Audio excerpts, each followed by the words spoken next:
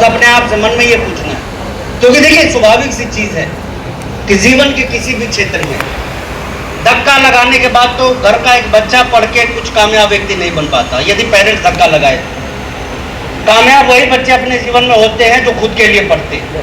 बिल्कुल उसी तरीके से धक्का लगाने से आरसीएम में कोई कामयाब नहीं होता। कामयाब वही लोग होते हैं जो खुद के लिए आरसीएम करते हैं। तो आज मैं बहुत सारी चीजें शेयर करने वाला हूं आप लोगों के साथ में कि वाई टू डू आरसीएम। जीवन में करने को इतने सारे काम हैं, इतने सारे प्लेटफॉर्म्स हैं। हम गवर्नमेंट जॉब भी कर सकते हैं, प्राइवेट सेक्टर में भी जा सकते हैं, व्यापारिक गतिविधियां भी अपनी बना सकते हैं। बावजूद इसके हमें आरसीएम की क्या आवश्यकता आन पड़ी। दोस्तों बहुत ही गहराई वाला विषय है और मैं आपसे निवेदन करना चाहूंगा कि बड़ी गंभीरता के साथ इस चीज को आपको समझने की कोशिश करनी है। क्या तैयार है इसके लिए आप लोग? पूरी तरह से तैयार है? देखिए मैं थोड़ा परिचय अपना दे दूं। नहीं मैं इसलिए दिया कि बहुत से लोग मुझे जानते हैं और जैसा कि अनिल सर बताया कि वाराणसी का मैं होस्ट भी हूं। अब ये थोड़ा टेक्निकल सी बात है, बहुतों को पता भी नहीं होगा कि होस्ट क्या होता है, लेकिन मैं इतना बता देना चाहता हूं कि हमारे देश के माननीय प्रधानमंत्री जी का ध्यान बनारस पे बात में गया है, मेरा पहले गया है। और ये सिलसिला आज से नहीं चल रहा है, कई वर्षों का सिलसिला है और आज भी एक ही ख्वाहिश है कि कम से कम 1000 स्टार रूबी इस अकेले वाराणसी की धरती से।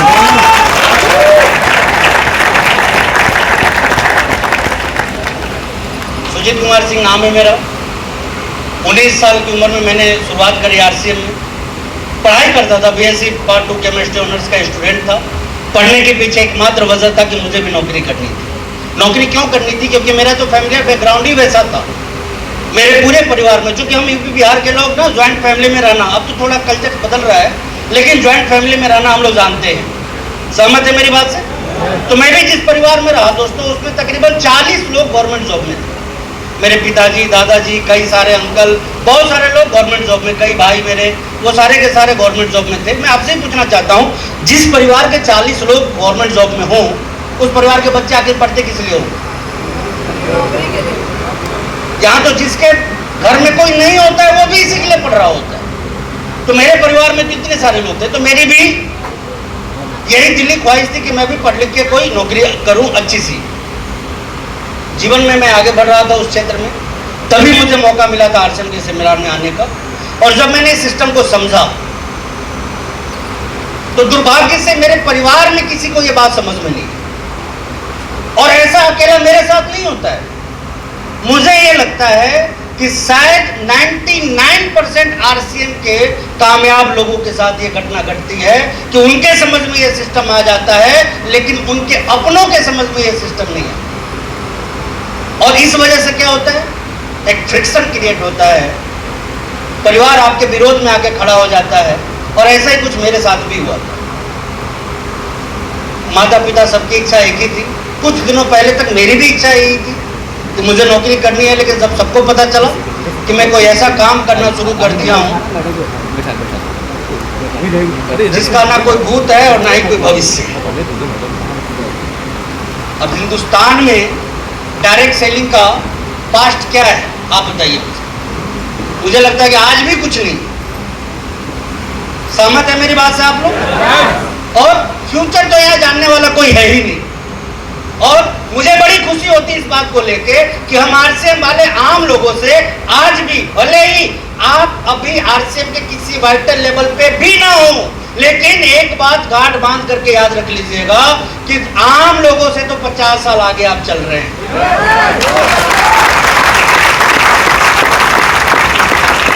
और ये एक एक बात मैं अभी साबित करके दिखाने वाला हूं आप लोगों के बीच।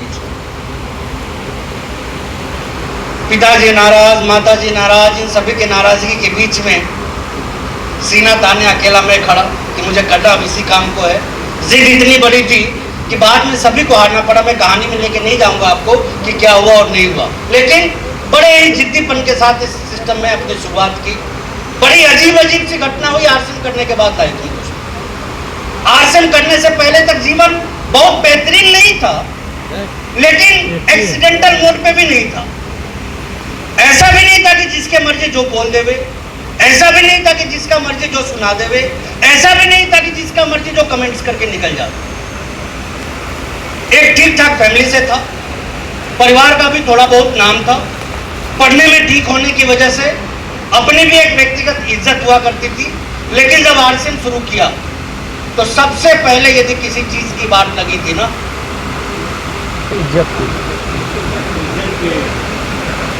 बोलिए ना, सब चीज हम ही बोलेंगे। इज्जत की। किसकी बात लगी? इज्जत। अच्छा, कैसे कैसे लगी? मेरे पिताजी को लोग आके समझा दिए कि आपका बेटा तो अब साबुन सरफ बेचने का धंधा शुरू कर दिया। एकदम एकदम एग्जैक्ट यही लाइन कि क्या करना शुरू कर दिया? साबुन सरफ। अच्छा, अच्छी बात मेरे साथ क्या थी कि पहले तो पिताजी मानने को तैयार नहीं हुए कि धंधा और वो कर ही नहीं सकता, हो ही नहीं सकता। लोगों ने कहा कर रहा है, वो बोले कि ना बिल्कुल नहीं, वो कर रहा है तो बताओ दुकान कहाँ खोली उसने?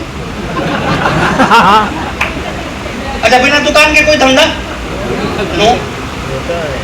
लेकिन फिर भी लोग अड़े रहे कि नहीं, आपको पता नहीं है, भले ही हम नहीं जानते कि उसने दुकान कहाँ खोली है, लेकिन साबुन सरफ बेच रहा है। वो मानने को तैयार नहीं थे कि ना उसके पास पैसा है, ना उसके पास दुकान है, ना उसके पास सामान है, कैसे वो धंधा कर सकता है। लेकिन बावजूद इतने लोगों का प्रेशर होने के बाद उन्होंने मुझे बुलाया और साफ शब्दों में मेरे से पूछा कि जो ये बोल रहे हैं क्या ये सही है? और तब मैंने लाइफ में पहली बार मेरे पड़ोसियों को उतना खुश होते हुए देखा था। उनको लगा कि वो अपनी जिंदगी में जीत गए। और मैं यही चीज आपको समझाना चाहता हूं, बहुत गहराई है इस बात में दोस्तों। जैसे ही आरसीएम के पद पे आप कदम रखेंगे, दो संघर्ष आपको देखने को मिलेंगे। एक संघर्ष होगा आपके जीतने का और दूसरा संघर्ष होगा आपके अपनों के जीतने का। तय आपको करना है कि जीतना किसको है।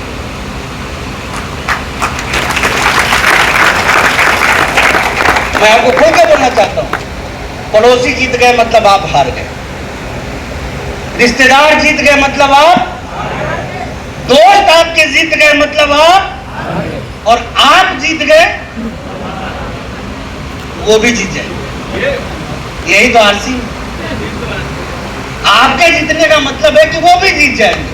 हाँ, ये जरूर कहते हुए आपको मिलेंगे वो, कोई 2 साल बाद, कोई 4 साल बाद, कोई 8 साल बाद, ठीक से आप समझाए नहीं। और यहीं से आपके सफर की शुरुआत होती है दोस्तों। मेरा हमेशा से सभी लोगों से एक ही कहना होता है कि जिंदगी में एक बार जब खुद से प्लान को समझ गए, खुद से इसकी गहराइयों को समझ गए, खुद से इसकी संभावनाओं को समझ गए, तो दुनिया इधर के उधर हो जाए, आपका कदम टस से मस नहीं होना चाहिए। ये चीज आपके दिमाग में होनी चाहिए। हेलो, क्या कर सकते हैं सब?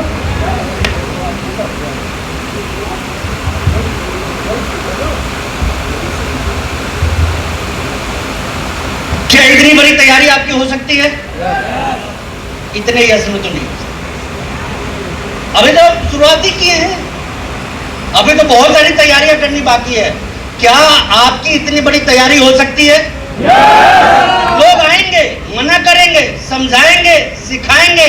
ऐसे ऐसे लोग जिनको की जिंदगी में आप कभी ना नहीं बोले हैं, उनको भी आपको मना करना पड़ेगा कि नहीं, मैं जिस रास्ते पे जा रहा हूँ वो रास्ता दुनिया का नंबर 1 रास्ता है, और तभी जाके आप जीवन में बड़ी कामयाबी को हासिल करेंगे।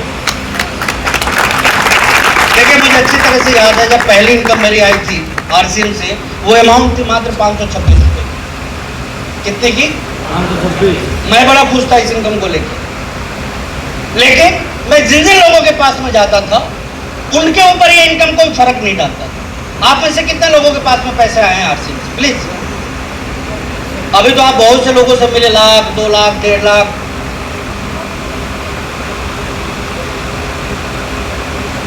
सुनने में कैसा लग रहा था आपको? मालूम, ये भी वही लोग हैं जिनकी अभी जितनी इनकम आई है ना, इतने के बिजनेस को करने के लिए संघर्ष कर रहे थे कभी ना कभी। ये एक दिन की बात नहीं है, लेकिन ये एक दिन ये बात आपके साथ जरूर लागू होनी है कि आज आपका जितना टर्नओवर जाता है, कल को आपकी इनकम उतनी होगी, और आगे चल के उतनी की तो इनकम टैक्स आपकी बनेगी।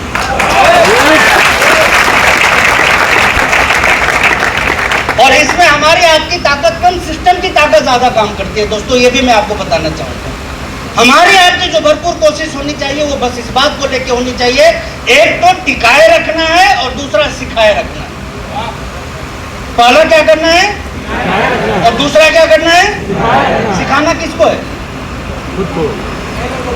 नो, हमें लोगों को नहीं सिखाना। लोग ऑलरेडी बहुत स्मार्ट है, हमें अपने आप को सिखाना है। किसको सिखाना है? देखिए, मैंने मेरे लाइफ में एक संकल्प लिया था कि 3 साल, जिंदगी के 3 साल जो शुरुआती मैंने आरसीएम किया था, ये मेरा टारगेट था कि मुझे सिर्फ इसलिए मार्केटिंग प्लान दिखाना है। और मैं कई बार इस बात की चर्चा भी आप लोगों से कर चुका हूं कि मुझे प्लान दिखाना आ जाए। परवाह नहीं थी इस बात की कि कौन ज्वाइन करेगा कौन नहीं करेगा। मेरा एक ही एफर्ट होता था। आज 145 करोड़ लोग, कितने? 145 करोड़। तो क्यों हम डम्मी प्लान दिखाएं किसी को? डायरेक्ट ही क्यों ना दिखाते? 2, 4, 10, 500, 1000 खत्म भी हो जाएंगे तो कौन सा नुकसान हो जाएगा हमारा?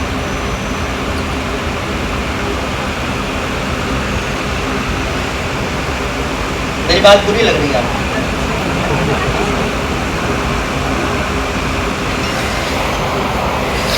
हम में से कई लोग डर जाते हैं किसको दिखाएं और किसको।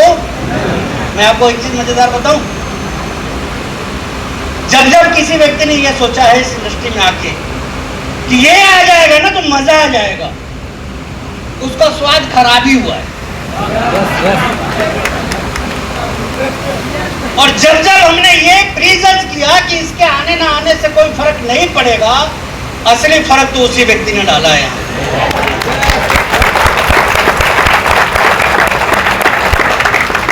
तो फर्क लाना चाहते हैं तो चुनिएगा मत कि किसको लाना है और किसको नहीं लाना है। अपना काम है सभी लोगों को प्लान दिखाना और वो प्लान दिखाते रहना हमेशा आपका ड्यूटी होना चाहिए, मोरल ड्यूटी। और इस माइंडसेट के साथ आपको काम करने की आवश्यकता है। तैयार है इसके लिए? तैयार है?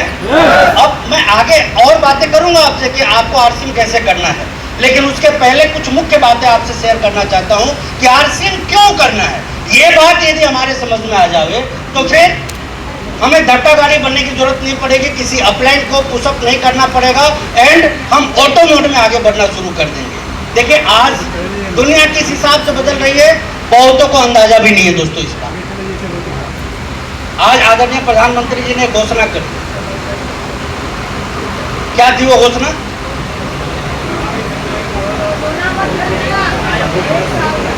लेकिन गहराई में हम में से बहुत से लोग नहीं गए हैं अभी कि ऐसा उन्होंने क्यों कहा।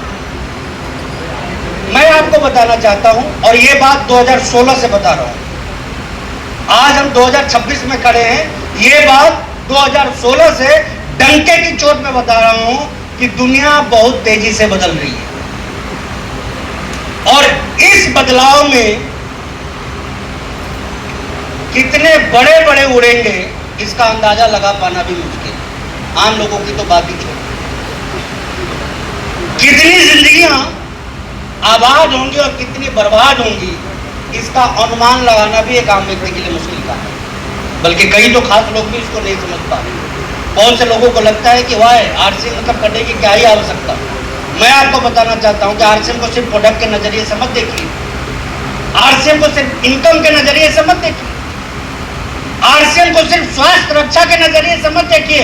देखना है ना तो अपने आने वाले जनरेशन के भविष्य के हिसाब से इसको देखने की कोशिश कीजिए, तब आपको ज्यादा।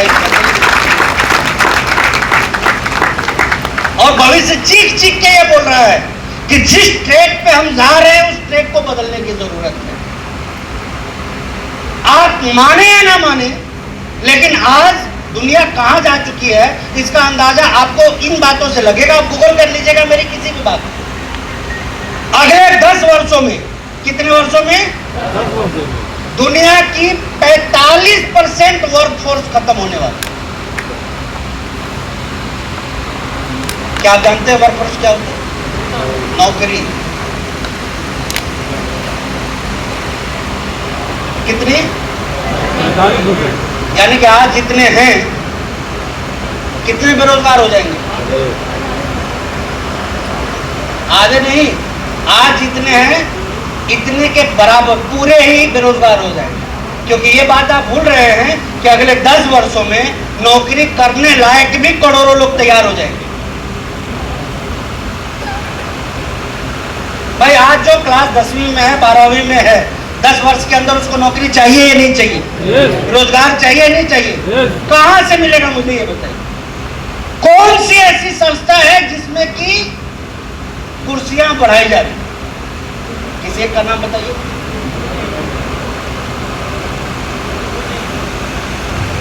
गवर्नमेंट हो, प्राइवेट हो, किसी सेक्टर में आप बताइए जहां नौकरी की संभावना बढ़ सकती है।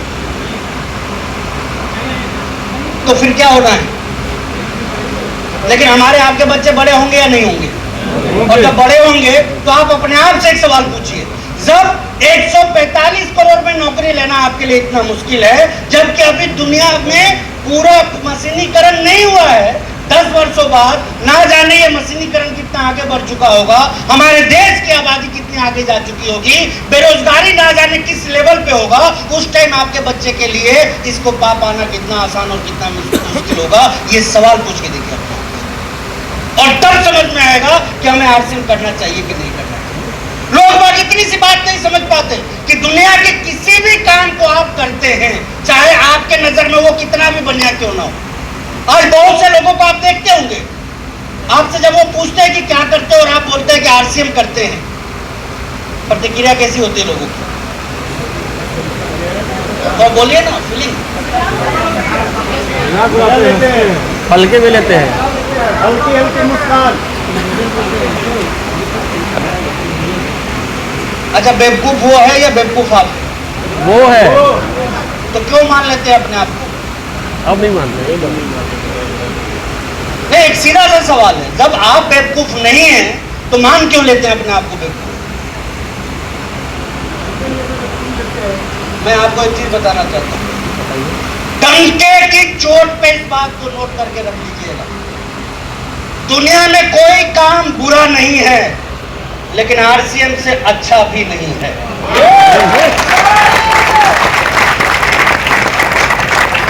और ये अभी साबित करके दिखाता हूं आपको। आप देखिए, एक व्यक्ति जो नौकरी की शुरुआत करता है अपने जीवन में 20 साल की उम्र में, कब रिटायर हो जाएगा वो? उसके बाद उसके बच्चे क्या करेंगे? नौकरी करेंगे ना उसके हिसाब से। नहीं, आप बताइए ना, बच्चे को किस लिए पढ़ा रहे? हम में से कितने लोग व्यापार करने के लिए बच्चे को पढ़ा रहे? गिने चुने लोग, बाकी किस लिए? नौकरी करने के लिए। अब आप बताइए, लाइफ सामने है अगले के, कि पिताजी छोड़े फिर आप लगे, आप छोड़ेंगे फिर आपका बच्चा लगेगा, और कितने कितने साल? 40-40 साल। कितने कितने साल?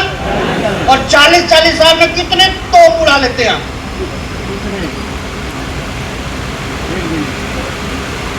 मैं कई लोगों से पूछता हूं ये सवाल, कई जगह पे पूछता हूं, और आज भी पूछूंगा। आप में से कितने हैं जो नौकरी करते हैं? एक बार बता सकते हैं मुझे प्लीज? चलिए सर, बुरा ना माने तो एक चीज पूछना चाहूंगा, नौकरी किस लिए कर रहे हैं सर? और भी सर पीछे हैं, नहीं आपके पीछे प्लीज बैठे बैठे आराम से बोल दीजिए सर।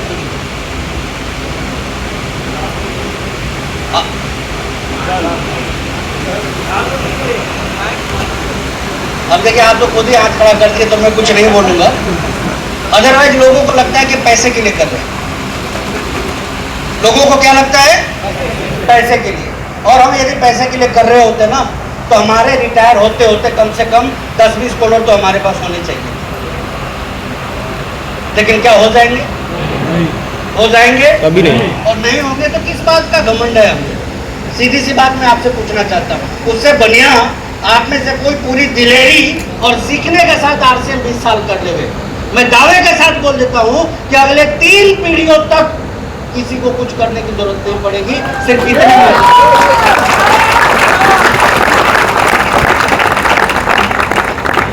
आप लाइफ में कहां जा सकते हैं इसका अनुमान ही नहीं लगा पा रहे।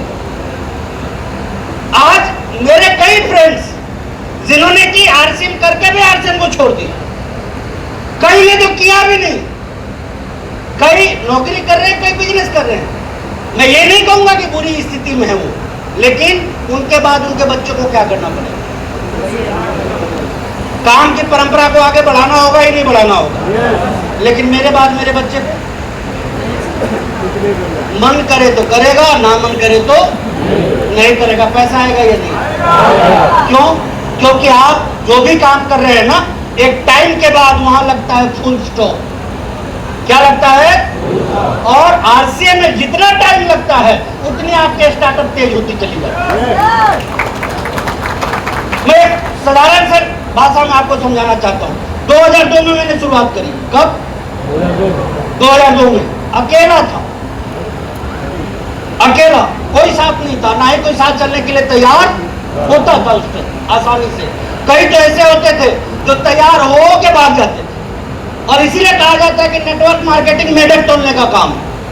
कौन सा काम? मेढक तोलने वाला काम जानते हैं ना? क्या होता है? एक तराजू पे 4 को पकड़ के आपने रखा है, 5वें को खोजने गए,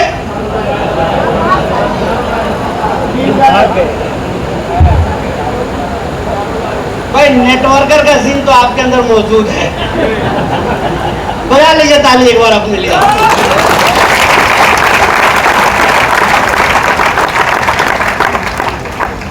हम बेचारे 5वें को जब लाने के लिए तैयार होते हैं ना, बड़े उत्साहित होते हैं कि चलो कितने हो गए, लेकिन लेके आते हैं तो पता चलता है कि एक ही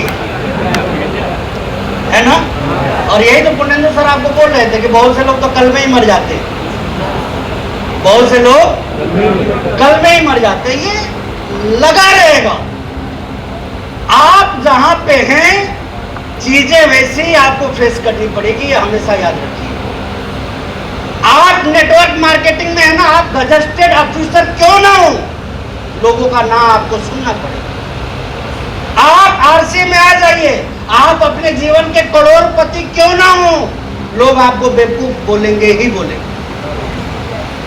क्योंकि पहली बार तो बोलने का मौका दिया है आपने को। इसके पहले तो कभी मौका, इसके पहले तो आपकी पत्नी आपको बोल पाती थी तभी चुपी जवानी में, है या नहीं? पड़ोसी को बोलने का मौका दिया क्या कभी? पड़ोसी का बोलने का मौका हम कब देते? जब सबको एक नजर से देखना। भाई आरसी वाले के साथ क्या होता है? एक अधिकारी भी है ना, तो अपने ऑफिस के पीयून को इज्जत देना शुरू कर देता है। किन्हीं के साथ तो हुआ होगा ऐसा, हाँ या ना? उम्मीद बन जाती है। क्या बन जाती है? किस बात की? कि अब हम पार्टनर बन जाएंगे। क्या बन जाएंगे? और पार्टनरशिप के चक्कर में हम बराबर होके देखने लग जाते हैं। कई बार तो छूट भी जाते हैं। कोई बुराई नहीं है इसमें। मैं आपको बताना चाहता हूँ, समझना ये है कि टीम ऐसी बनती है मेरे पास। देखिए, एक बहुत अच्छे व्यक्ति ने कहा एक बात कि हमें यदि ध्यान करना है ना तो एकांत काफी है, यानी कि हमारा अकेला होना काफी है। यदि हमें पढ़ाई करनी है तो 2 लोग का होना जरूरी है। पढ़ाई रोचक भी हो जाती है और आसान भी हो जाती है। यदि इंटरटेनमेंट करना है, मौज करनी है ना, तो हम 3-4 लोग के साथ आसानी से मौज मस्ती कर सकते हैं। लेकिन जब युद्ध लड़ना हो तो कितने लोग चाहिए? पूरी की पूरी। और ये कर्म युद्ध की शुरुआत है, ये दिमाग में लॉक करके रखिए। सेना कितनी बड़ी चाहिए? हजारों में चाहिए, 2-4 से काम बनने वाला नहीं है कि आप आइए और अपने जैसे 2 ले आइए। तो अपने जैसे क्यों बोला जाता है? क्योंकि आपने 2 ला दिया तो आपके जैसे जो होंगे वो भी 2 ला देंगे। लेकिन जब एक सेना के निर्माण पे आप आगे बढ़ते हैं तो हमेशा वो माइंडसेट होना चाहिए आपका कि आप एक तरफ लोगों को ला रहे हैं तो दूसरी तरफ लोग जाएंगे भी। उससे आपको उदास नहीं होना है। होता क्या है कि हमने कभी जीवन में इस काम को किया नहीं, ना हमारे पूर्वजों ने किया, ना ही हमारे मोहल्ले में कोई व्यक्ति मिला ऐसा, ना ही हमने इसकी कभी कोई पढ़ाई की। इस वजह से हमने से बहुत से लोग क्या हो जाते हैं? हताश हो जाते हैं और निराश हो जाते हैं। और मैं यही चीज कहना चाहता हूं कि यहाँ हताशा और निराशा आपके अंदर बिल्कुल भी नहीं होनी चाहिए। मैं तो कहूँ ना कि इसकी परछाई भी आपके चेहरे पे ना पड़े, इस बात की विशेष तैयारी आपके ऊपर साथ होनी चाहिए। तैयार है इसके लिए? तैयार है इसके लिए? तो फिर आगे क्या होता है आप देखिए। मैं जो चीज आपसे कह रहा था कि आगे चल के लाइफ आपकी कैसी होगी। आज हम इतना आसान जीवन जी पा रहे हैं, तो इसके पीछे एक बहुत बड़ा फैक्टर है कि हमारे देश में जितना मशीनीकरण हो जाना चाहिए था उतना मशीनीकरण अभी हुआ नहीं है। लेकिन कौन रोक सकता है इसको? माननीय प्रधानमंत्री जी के स्टेटमेंट की गहराइयों में जब आप जाएंगे ना,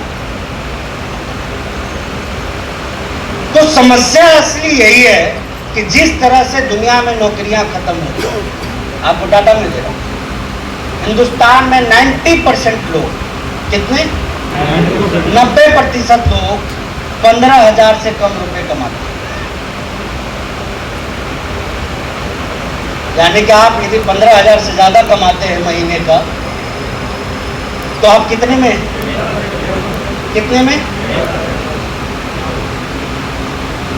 और कहीं ना कहीं ये एक चीज हमें ले भी डूबती है। जब बहुत कम में ही हम दूसरों से बेहतर अपने आप को समझने लगते हैं या मानने लगते हैं, तो वो हमारे लिए कामयाबी नहीं नाकामयाबी का एक विषय हो जाता है।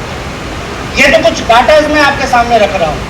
हिंदुस्तान के लगभग 88 करोड़ लोगों पे, कितने 88 करोड़ किसी न किसी प्रकार का कोई ना कोई कर्ज है, चाहे उनके घर का हो, कार का हो, मोटरसाइकिल का हो, उनके क्रेडिट कार्ड का हो, पर्सनल लोन हो, किसी न किसी रूप से कितने लोग कर्ज में हैं?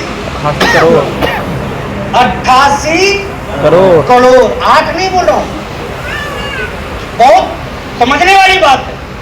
और आप सोचिए इन सारी चीजों के बाद भी जब दुनिया में बेरोजगारी बढ़ती जाएगी तो दुनिया किस हिसाब की होगी चलेगी?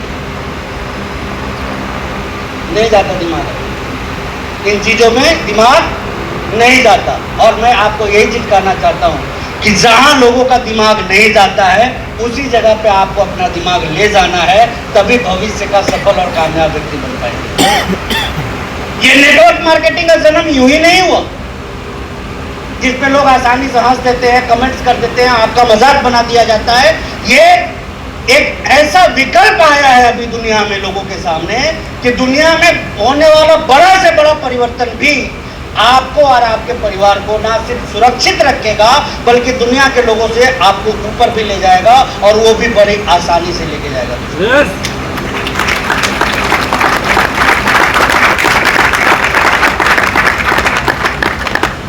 अब ये क्या है? बहुतों के लिए एकमात्र नमकीन का पैकेट हो सकता है। कितने ग्राम का है भैया? 25 ग्राम। आती कितने की है? अब कई लोग इसी में उलझे रहेंगे कि 25 ग्राम की नमकीन 9 रुपए की आती है, बाजार से कहाँ अच्छा है, बाजार से कहाँ सस्ता है। अरे ये छोटी सोच है भैया। ये 25 ग्राम की नमकीन आप 145 करोड़ में कितने लोगों को खिला सकते हैं? इस पे जब दिमाग जाएगा तब आरसीएम का अमीर आदमी। ये जो टूथपेस्ट है ये कितने ग्राम का है, हर्बल है या क्या है, इन चीजों को दरकिनार करते हुए जब आपका फोकस इस चीज पे जाएगा कि 145 करोड़ में कितने करोड़ आपके टीम के लोग इसको यूज करने लगेंगे, तब जाके आप इस इंडस्ट्री के अमीर आदमी बनेंगे। और ये अमीरी आती कहां से है, कैसे ये माइंडसेट बिल्ड होता है? सिंपल सी चीज है, अपने आप को आरसीएम के माहौल में बनाए रखिए। इस तरह की मीटिंगें कभी भी हो, कहीं भी हो, जब भी जाने का मौका लगे, आलस्य को छोड़ के, दूसरे कामों को छोड़ के इस तरह की मीटिंगों में आप जरूर शामिल होइए, क्योंकि यहाँ पे सिर्फ विचार नहीं बदलते हैं, विचारधाराएं बदलती है। दोस्तों ये चीज दिमाग में रखना। मैं आपको जो चीज शो करना चाह रहा था, नंबर 1 90% लोग कितना कमाते हैं, नंबर 2 कितने लोग कर्ज में हैं, और नंबर 3 मैंने जो बताया अगले 10 वर्षों में वर्कफोर्स कितना कम हो जाएगा। तो इन सब चीज का हमारे आपके जीवन पे, हमारे आपके बच्चे के जीवन पे कोई फर्क पड़ेगा या नहीं पड़ेगा? बढ़ेगा। आसान होगा या खतरनाक होगा? खतरनाक होगा। इससे बचने की कोई तैयारी है आपके पास में? नहीं है। अरे हम लोग तो सरकार के भरोसे बैठे हुए लोग हैं कि कोई योजना आ जाएगी तब जाके हम कुछ सोचेंगे कि इसमें हमारा भला है या नहीं है, और उसी हिसाब से आगे बढ़ेंगे। मैं आपको स्पष्ट रूप से कहना चाहता हूं, यूं ही आज से लगभग 65 वर्ष पहले इस इंडस्ट्री की शुरुआत नहीं हुई। कितने साल पहले? 65 वर्ष। कहाँ हुई थी? अमेरिका। क्यों हुई थी? कहाँ हुई थी ये तो मालूम है, क्यों हुई?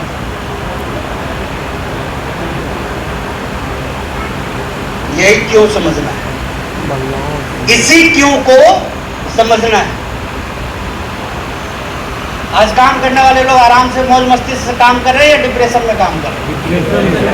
काम का दबाव कम है या ज्यादा है? ये आगे चल के थोड़ा कम हो जाएगा, चूंकि इनके डिपार्टमेंट में बहुत सारे लोगों को ला दिया जाएगा। 100 के जगह 200 लोग काम करने लगेंगे, और बढ़ जाएगा। क्या होगा? और बढ़ जाएगा।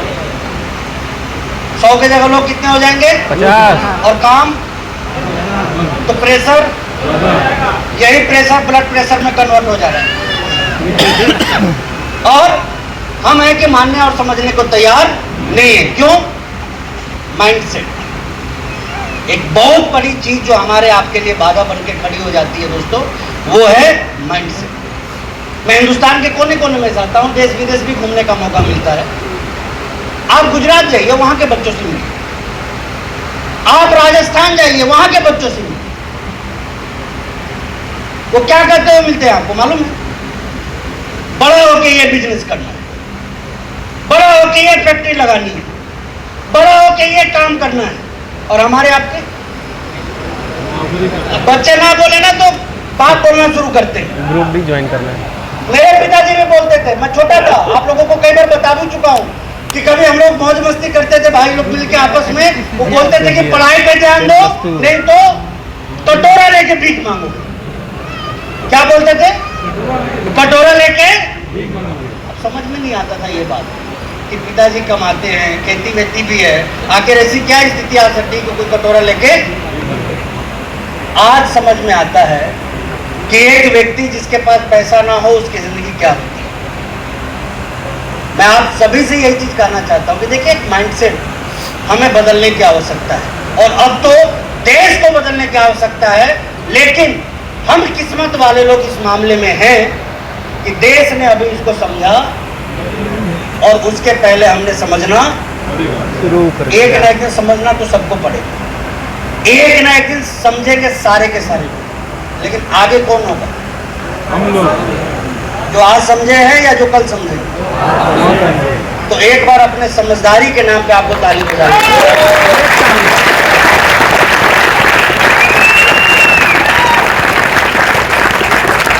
देखिए, दुनिया में कोई एक चीज नहीं है। मैं बार बार बोलता हूं कि आज के मैक्सिमम जो रोजगार है ये तो बेवकूफों की वजह से बचे हुए हैं। और आपको मेरे ऊपर हंसी आएगी, लेकिन मैं हकीकत आपको बता रहा हूं कि जिस दिन अपना देश समझदार हो गया ना, आधा रोजगार तो बिना एक नई मशीन आए ही खत्म हो जाएगा। अच्छा, आप मुझे बताइए, बैंक में आप में से कोई है यहाँ पे?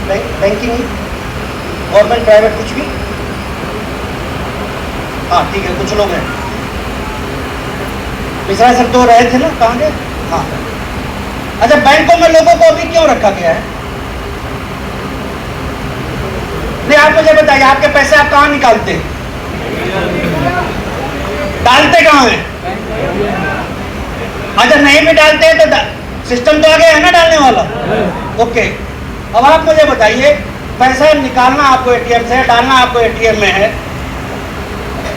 20 वर्ष पहले आप कितनी बार बैंक जाते थे और आप कितनी बार जाते हैं?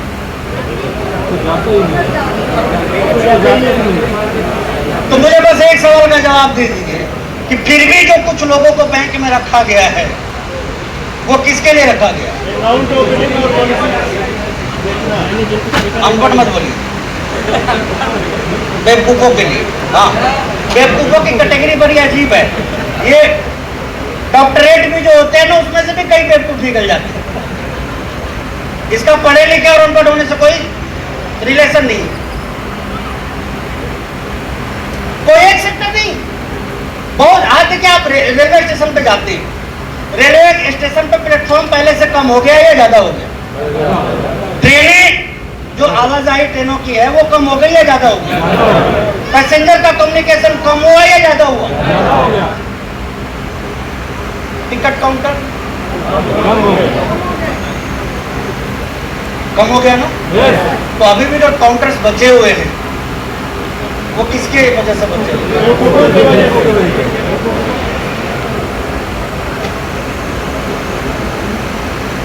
कहाँ इंसानों की जरूरत है मुझे बताइए। आप मेट्रो में ट्रेवल किए हैं ना? कितने टीटी मिले आपको वहां पे? और कब बिना टिकट के आपने ट्रेवल कर लिया? लेकिन ट्रेन में टीटी नहीं, टीटीओ की फौज है। फिर भी चांस लेते हैं या नहीं लेते? अब थोड़ा देश सुधर रहा है, लेकिन पहले चांस लेते थे नहीं लेते थे? तो सीधी सी बात है दोस्तों, आधी दुनिया तो बेवकूफों की वजह से चल रही है और आधे जगह से प्रॉफिट बढ़ाने के लिए इंसानों को हटाया जा रहा है। आज new Delhi railway station platform number 9 कितना स्कैनर लग गया है। अब उस प्लेटफॉर्म पे वही लोग जा सकते हैं जिनके पास टिकट।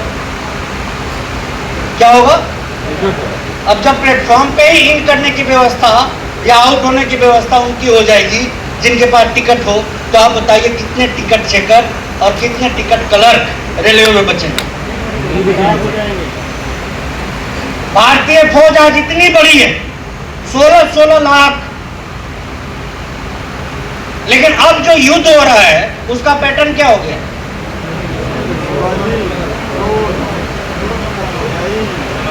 कौन लड़ रहा है? ड्रोन और एआई और मशीनें महंगी वाली। आने वाला जो दौर होगा ना, युद्ध करना दुनिया का सबसे सस्ता काम होगा। लिख लीजिए,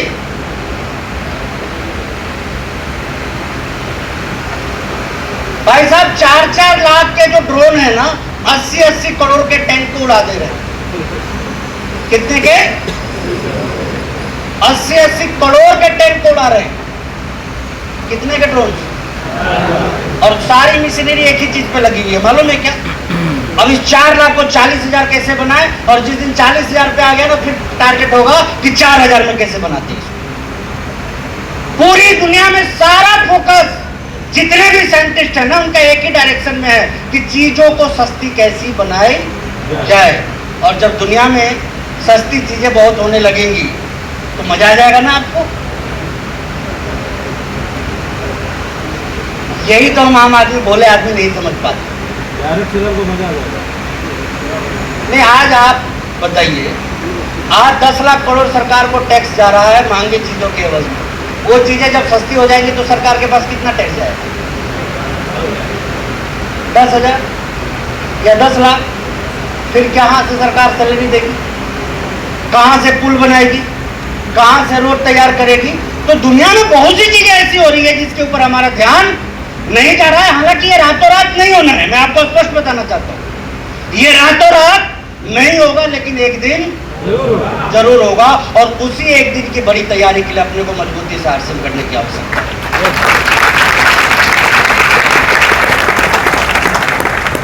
क्योंकि लोग खाना बंद कर देंगे, नहाना बंद कर देंगे, और ये जब बंद नहीं होगा तो हमारा आरसीएम चलता ही रहेगा। और ऑटोमेटिकली एक बात आपको समझ लेनी है कि इसको डिजाइन ही सिर्फ इसलिए किया गया है कि दुनिया का हर होने वाला क्रांतिकारी बदलाव ये हमारी इंडस्ट्री को कमजोर करेगा या ताकत देगा? थोड़ा दमदार आवाज में बोलिए। ताकत देगा। कैसे? आज ऑनलाइन की वजह से दुकानदारों की क्या स्थिति हुई पड़ी है, बताइए मुझे। बहुत डाउन है। शहरों के मॉल में जाते हैं आप, बनारस में तो होंगे ना? हाँ, मैं आंख बंद करके बोल रहा हूँ, किसी मॉल में चले जाइए, 15-20 दुकानें खाली मिलेंगी आपको। किराए पे लेने वाला भी कोई नहीं है। क्यों? लोग प्रॉफिट नहीं कमा पा रहे। बड़े बड़े शोरूम खुल रहे, अरे कार मोटरसाइकिल सारी ऑनलाइन, मोबाइल लैपटॉप ऑनलाइन, साबुन सरफ ऑनलाइन, जूते कपड़े ऑनलाइन, साग सब्जी ऑनलाइन, दूध मक्खन दही ऑनलाइन। क्या बचा है? मिट्टी का घड़ा ऑनलाइन बिक रहा है।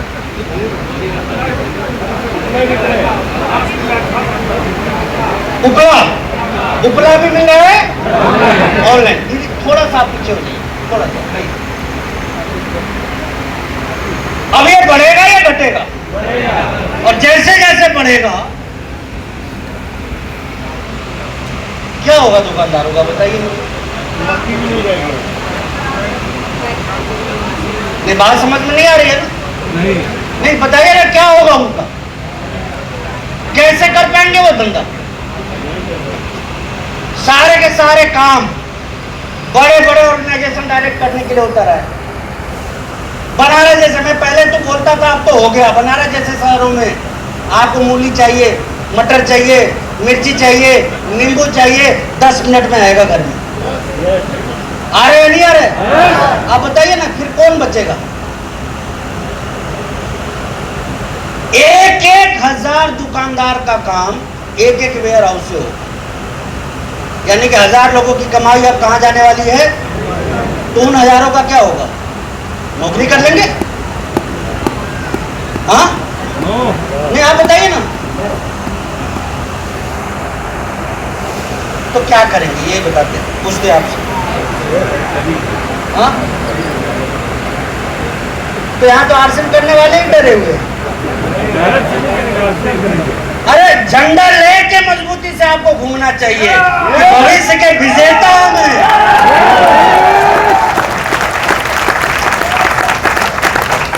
और यही चीज तो मैं आपको समझाना चाहता हूँ कि संभावनाओं के दस्तक को समझने की कोशिश कीजिए कि दुनिया किस डायरेक्शन में जा रही है और बदलते जमाने में आपका व्यापार किस डायरेक्शन में जा रहा है। ऑनलाइन खतरनाक लेवल पे पहुंच जाए, आप बताइए आपका कारोबार कम होगा या ज्यादा होगा? क्या होगा? बढ़ जाएगा। भरोसा है या नहीं है? आज 1000 से ज्यादा शहरों में आरक्षण पहुंच चुका है, नहीं पहुंच चुका है? कल 10,000 में पहुंचेगा या नहीं पहुंचेगा? और आगे चल के तैयारी क्या है? गांव गांव और शहर शहर। ये सिर्फ गाना नहीं है, एक नारा है। क्या है? नारा है। नारा। और हर गांव में जब होम डिलीवरी होने लगेगी तो आप बताइए आपका काम आसान होगा या मुश्किल होगा? आसान होगा। कमाई कम होगी या ज्यादा होगी? तो उस सुनहरे भविष्य के लिए आज को मजबूती से झोंक दीजिए ना। क्या दिक्कत है? क्यों धक्का गाड़ी बने हुए हैं? क्यों किसी के इंतजार में हैं? क्यों छोटी छोटी बातों पे मुंह फुला के बैठ से जाते हैं? मैं आपको स्पष्ट रूप से कहना चाहूंगा, ये काम ना हम किसी अपलाइन के लिए कर रहे हैं, ना किसी डाउनलाइन के लिए कर रहे हैं। ये काम अपने आप के लिए कर रहे हैं, अपने परिवार के लिए कर रहे हैं। ये दिमाग में उठा के रखिए। लेकिन कमबख्त आदत छोड़ने का नाम ही नहीं है। वो घोड़े वाली कहानी सुनी है ना आप लोगों ने? शादी वाला घोड़ा सुना है? मैं सुनाना नहीं चाहता इसलिए पूछ रहा हूँ। सुना है ना आपने? क्या आदत थी उसकी?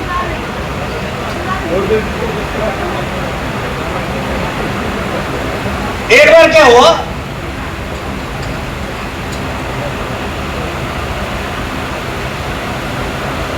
दो देशों में ना युद्ध शुरू हो गया।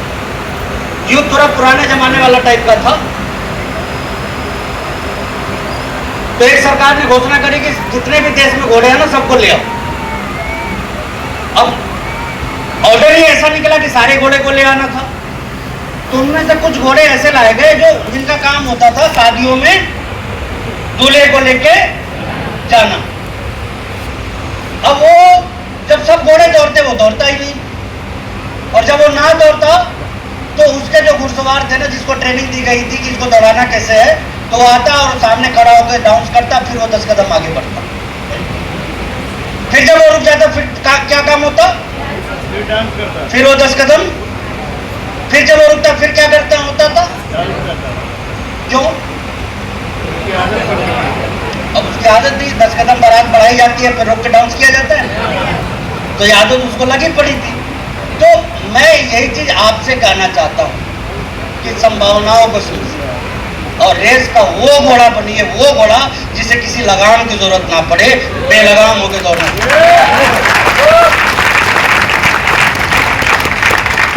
और इससे आसान दुनिया का कोई काम ही नहीं हो सकता मेरे भाई। बहुत से बहाने भी कोई भी कर सकता है। क्या पात्रता चाहिए आरसीएम के लिए बताइए। ना जाने कितने मार्केटिंग प्लान में आप खुद बोल चुके हैं, पढ़ा लिखा हो या जवान हो या औरत हो या कोई भी कर सकता है, नहीं कर सकता। तो जब काम हमारा इतना आसान है तो बस दिक्कत एक ही चीज की आती है, मालूम है क्या? कॉन्फिडेंस। लाइफ में एक बहुत बड़ा लेसन मैंने लिया हुआ है, आपको मैंने दिया भी है, वापस देना चाहता हूं कि गरीबों की हाय और गरीबों की राय कभी मत लीजिए।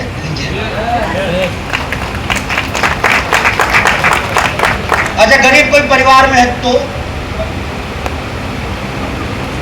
भी लेना चाहिए कि नहीं लेना चाहिए? नहीं लेना चाहिए। और आपके पति या पत्नी हो तो भी नहीं, भाई और माता पिता हो तो नहीं लेना चाहिए। प्रैक्टिकल लाइफ में बिल्कुल भी नहीं लेना चाहिए, बिकॉज वो उनकी आदतें वैसी रही है जिसकी वजह से क्या आती है? गरीबी आती है। और अमीरी लाने के लिए आपको एक डिफरेंट टाइप का इंसान बनना पड़ता है, जब जाके आप उन चीजों को अचीव कर पाते हैं। तो मैं यही चीज आपसे कहना चाहता हूँ कि एक डिफरेंट टाइप का इंसान बनिए और भविष्य की संभावनाओं को समझिए। वो बदलाव जो दुनिया में होने वाले हैं, वो बदलाव जो परोक्ष या अपरोक्ष रूप से लोगों को प्रभावित करने वाले हैं, उसको आप समझने की कोशिश कीजिए। दुनिया भले ही इसको नजरअंदाज कर रही हो, लेकिन उनका नजरअंदाज करना उनको उनकी जिंदगी में पीछे लेके जाएगा, और आपका इसको समझना आपकी जिंदगी में आपको आगे लेके जाएगा। ये बात दिमाग में लॉक करके रखिए। ये कोई छोटा मोटा काम नहीं है मेरे भाई। आरसीएम एक ऐसा एम्पायर आप बिल्ड कर सकते हैं जिसकी की कल्पना भी कोई आम इंसान नहीं कर सकता। आज आप देखिए, आज मैं कई बार मेरे साथ ऐसा होता है, कई बार मैं किसी ओकेजनली किसी फंक्शन में पार्टिसिपेट कर रहा होता हूं जहां की मुझे जानने वाले बाहरी दुनिया के लोग, बाहरी दुनिया में इसलिए बोल रहा हूं कि परिवार तो मेरा आरसीएम है।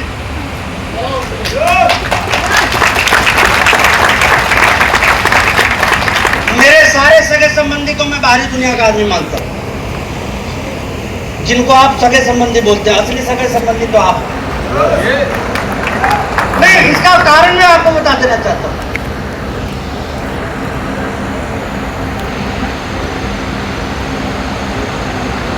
भाई भाई में क्या हो रहा है आगे चल, और 1% लोगों का शांति से हो रहा है, 99% का तो बंदूक गोली निकल जा रही है। हो रहा है या नहीं हो रहा है? ऐसे संबंध हो जा रहे हैं ना कि फिर बातचीत से लेके जीवन भर के सारे अच्छे कर्म बुरे कर्म सब।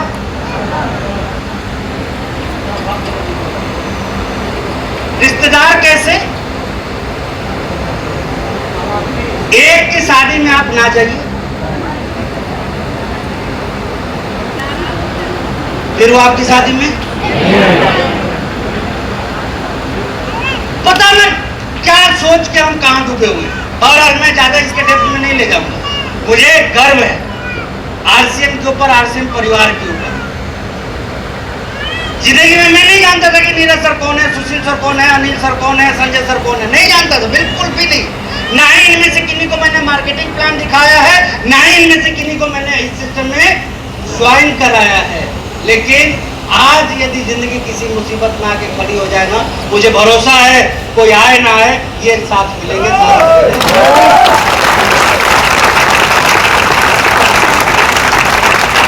तो इससे बढ़िया परिवार मिल सकता है क्या? कई लोग शिकायत करते कि आप भूल ही गए परिवार को। क्यों याद रखे? मेरे कहने से ज्वाइन किए थे।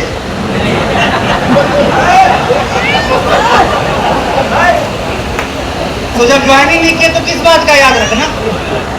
हाँ, थोड़ा सा मैं चंचल हूं इस मामले में।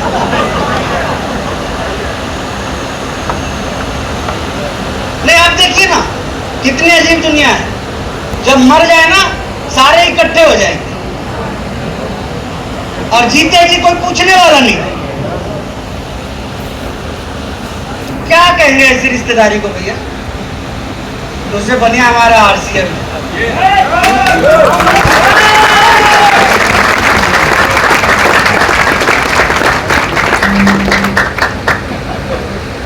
2008 में मैंने मेरे घर का गृह प्रवेश किया था। मुझे याद है, घटना बता रहा हूं आपको। सारे रिश्तेदारों ने कर दी बगावत।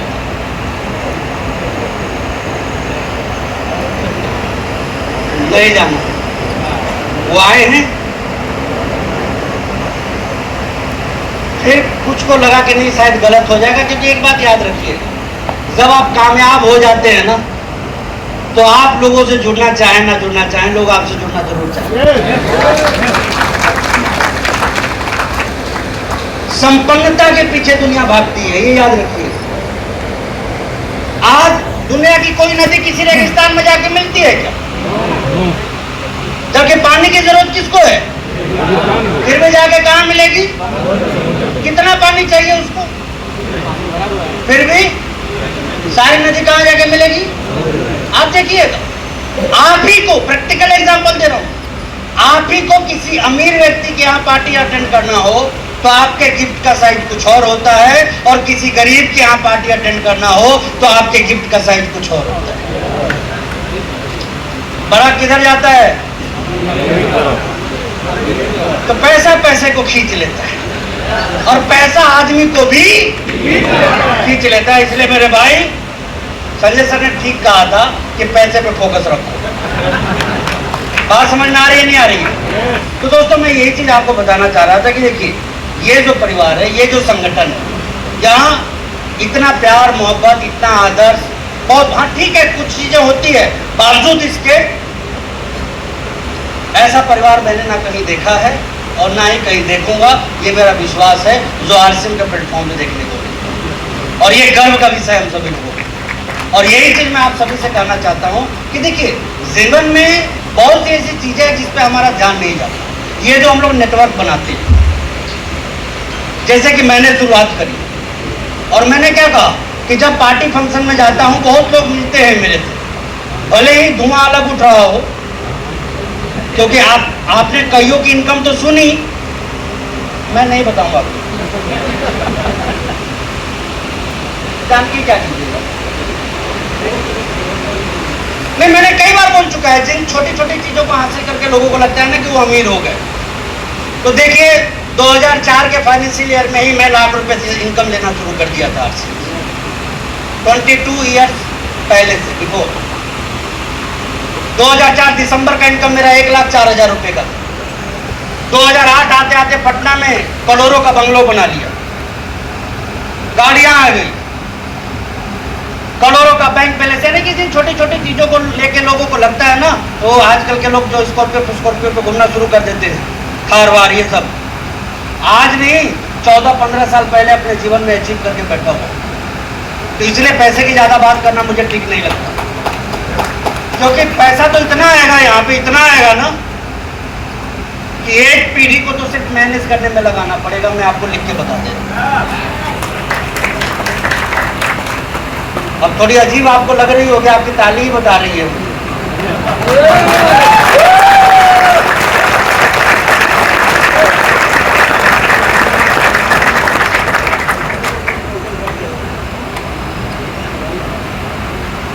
जाना चाहते नेटवर्क की ताकत, तो मैं आपको बता रहा था ना कि कई बार जाता हूं, लोगों को बहुत पैसा कमा लिया, पीठ पीछे बोलते हैं, क्या बोलते हैं? बहुत कमा लिया। कई हिम्मत उठा के भी बोलते हैं अब आपसे तो क्या ही बात करना। हकीकत बता रहा हूँ आप। अच्छा, मुझे बड़ी तरस आती है ऐसे ना समझो पे, जो लोग ये सोचते हैं कि मैंने बहुत पैसा कमा लिया, ऐसे लोगों पे मुझे बहुत तरस आता है। जानना चाहते हैं क्यों? देखिए, अभी सफर ही कितना लंबा हुआ है। अरे जुम्मा 2002 में शुरू किया था, 2000 कितना हुआ है? अभी तो हम आम लोगों की तरह 40 साल भी पूरा नहीं किए। अभी तो जिंदगी कहां पहुंची है? 24 साल जीरो से शुरू की। ना सिर्फ इनकम बल्कि इंडस्ट्री की नॉलेज भी कितनी थी? जीरो। राइट कंसेप्ट मार्केटिंग, इसकी स्पेलिंग याद करी थी मैंने, आप हैरान हो जाइएगा। डायरेक्ट सेलिंग, स्पेलिंग याद की थी मैंने। नेटवर्क मार्केटिंग, अच्छा जिंदगी में ये सब सुने ही नहीं थे कभी। अब आपको अजीब सा लग रहा हो, लेकिन ये अजीब नहीं, सच्ची चीजें बता रहा हूं आपको। कैसे लोगों को लाया जाता है, कैसे प्लान दिखाया जाता है, कैसे जोड़ा जाता है, कैसे जुड़वाया जाता है, कैसे टीम बनाया जाता है, कुछ भी एबीसीडी कुछ भी मालूम नहीं था। और मैंने पहले ही कहा कि अकेले मेरी कहानी नहीं है, ये आप सबकी कहानी है, हम सबकी कहानी है कि हमारे खानदान में भी इंडस्ट्री को जानने वाला कोई नहीं है। क्या किसी स्कूल कॉलेज में हमने पढ़ा इसके विषय में? पढ़ते भी है तो कहाँ के पढ़ते हैं? आरसीएम में ही 6-8 महीने में एक आध ट्रेनिंग अटेंड कर ली, उसमें से 2-1 लाइन याद रही, उतने से ही तो जिंदगी चल रही है या नहीं है? सही तो बोल ही रहा हूं, अभी तक गलत कुछ भी नहीं बोला मैंने।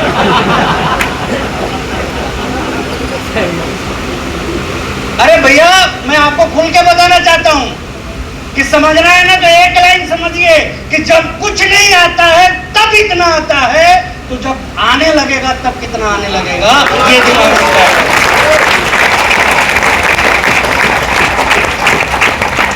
नासमझों का काम नहीं है,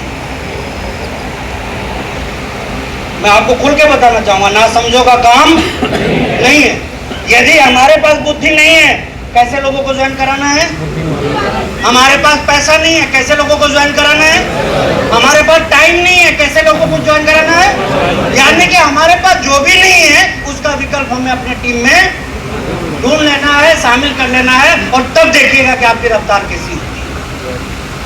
बिल्कुल जैसे सब्जी बनाने के लिए नमक भी चाहिए, मिर्ची भी चाहिए, हल्दी भी चाहिए, तेल भी चाहिए, और सारी चीजें जब मिलती है, नहीं तो कई बार आपने सुना होगा ना कि आपका बनाया हुआ खाना कोई खा के तारीफ तो करता है, फिर भी आप अपनेपन से बोलते हैं उतना बढ़िया तो नहीं बना है, ये वाला चीज नहीं था, ये होता ना तो और मजा आ जाता। सुना ही नहीं सुना आपने? बिल्कुल उसी तरीके से जो आ रहा है ना वो तो ठीक है, लेकिन वो जो छूट गया वो भी डल जाता ना, मजा आ जाता। तो इसकी तैयारी आपको रखनी है। तो लोग जो मेरे ऊपर बोलते हैं कि बहुत कमा लिया, मैं उनसे एक ही चीज कहता हूं कि भैया इतना आरसीएम को कम मत आओ। और क्यों, ये आपको बताना चाहता हूं। जीरो से शुरू किया था, कुछ भी नहीं आता था। शुरुआत कैसे की थी? कर लीजिए ना आरसीएम, ऐसे ही बोलता था, कर लीजिए ना, ज्वाइन कर लीजिए ना, क्या जाता है? डिफरेंस कमीशन निकालना नहीं आता था मुझे। 12,500 का पहले महीने बिजनेस किया, सारा कमीशन खुद का जोड़ के बैठा था कि अपना ही होगा, और अपलाइन ऐसे मिले कि फोन करके बताया, एसटीडी में पैसा लगा के, वो बोले वेरी गुड वेरी गुड। मतलब समझे? तुमको भी नहीं आता था, और वो भी स्टार भी है आज मेरे अंकल आरके सिंह। वो वेरी गुड वेरी, ताली बजा लीजिए, बजाना है।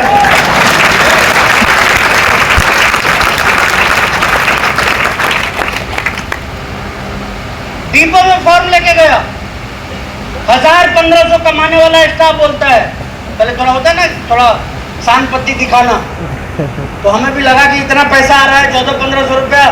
मैंने बोला ये थोड़ा बताइए ना तो कितना आ रहा है? बोला कि 1 भी रुपया नहीं आएगा। अब काटो तो कौन नहीं, चेहरा काला पड़ गया।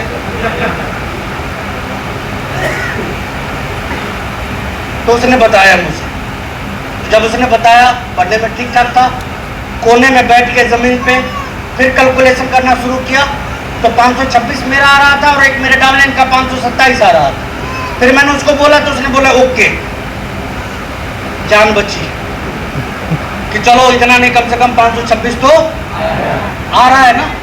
और वो आया। तो इस नॉलेज के साथ मैंने आरसीएम की शुरुआत की। बताना क्या चाहता हूं दोस्तों, फिर भी 24 वर्षों में आज यहां पहुंच गया।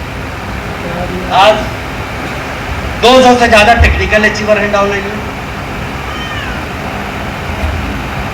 अब तो स्थिति ऐसी भी आ गई है कि कई लोग टेक्निकल पे आ जाते हैं और पता भी नहीं चलता अपने को। एक टाइम ऐसा भी लाइफ था कि हिंदुस्तान के किसी कोने से एक ज्वाइनिंग निकल जाए, पूरा का पूरा बायोडाटा आ जाता था मेरे पास। आज स्थिति ये हो गई कि कहां टेक्निकल आ जाते हैं ये पता नहीं चलता। रॉयल्टी लीडरशिप का तो हिसाब किताब ही नहीं रहता मेरे पास। अब जरा सोचिए आप कि जब कुछ नहीं आता था तब 24 साल में एक लड़का यहां तक पहुंच सकता है, तो अब तो टीम है, 200 टेक्निकल अचीवर हैं, आपके जैसे बहादुर सेनापति और योद्धा हैं। अगला 24 साल क्या होगा ये सोच के देखिए।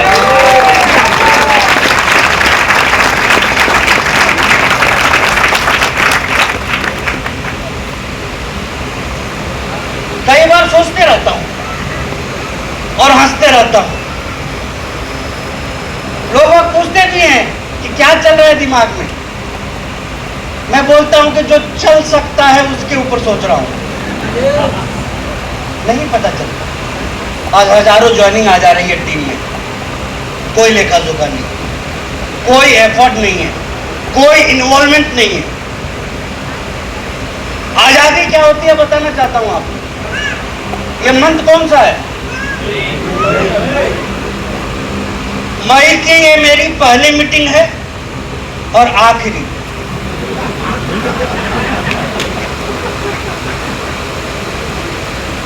और वो भी बनारस का मामला था।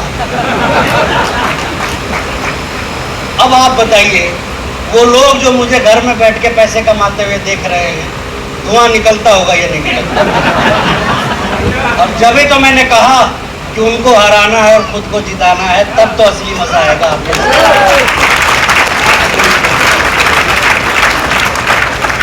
आप समझिए ना, आज जो ये नेटवर्क तैयार हो गया, इसी के लिए तो मेहनत करनी है आपको। कई लोगों को लगता है कि पैसा आएगा तब काम कर लेंगे ना।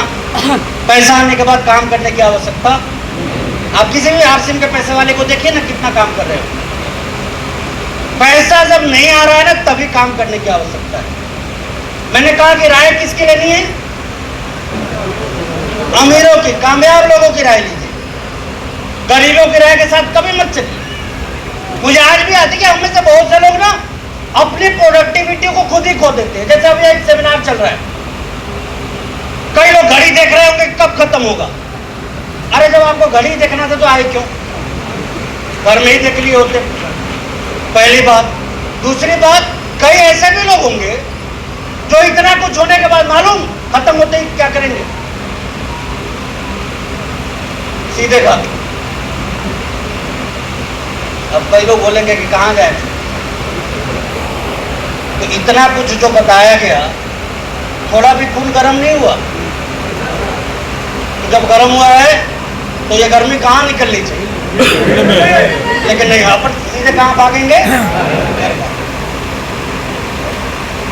रीजन यही है कि जब हम बड़ा सोच नहीं पाते तो हम बड़ा कर नहीं पाते।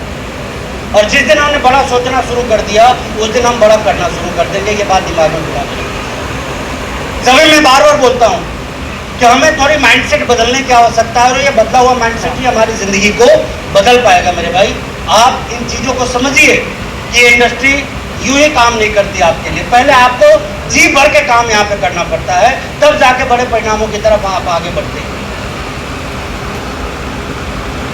2006-07 की बात है, भिलवाड़ा नागौरी गार्डन में आरसीएम बाजार खुला। कहाँ? 200 लोगों के पीछे हम सारे टेक्निकल अचीवर खड़े होके, शायद आप में से भी कुछ लोग गए होंगे, देखने जाते थे और दिखाने जाते थे। अभी मैं आपसे पूछूं कि आपने से कितने लोगों ने वाराणसी का प्राइम बोलते हैं ना, क्या बोलते हैं, experience centre, wonder world prime experience centre, कितने लोगों ने विजिट किया? Very good. कितने लोगों ने किस हिसाब से विजिट किया?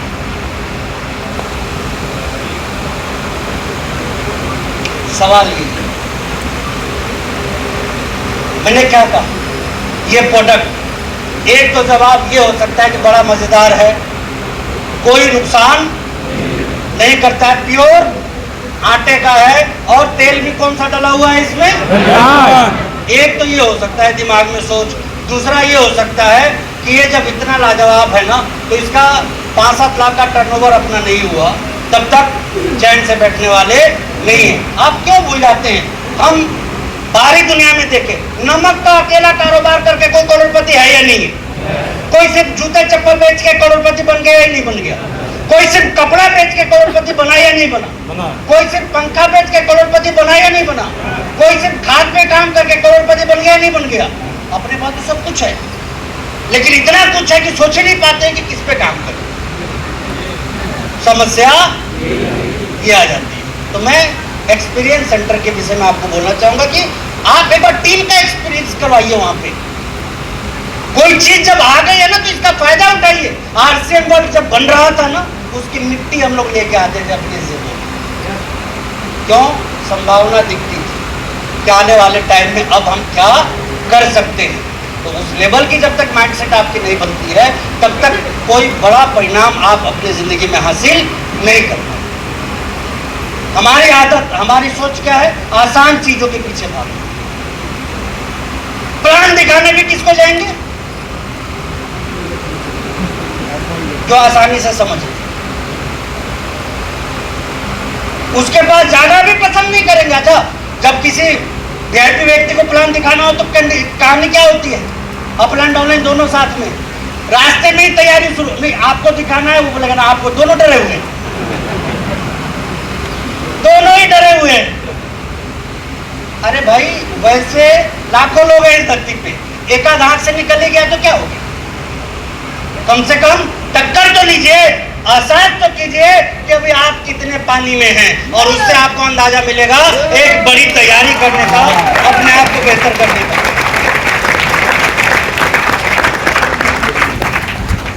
पहले आपने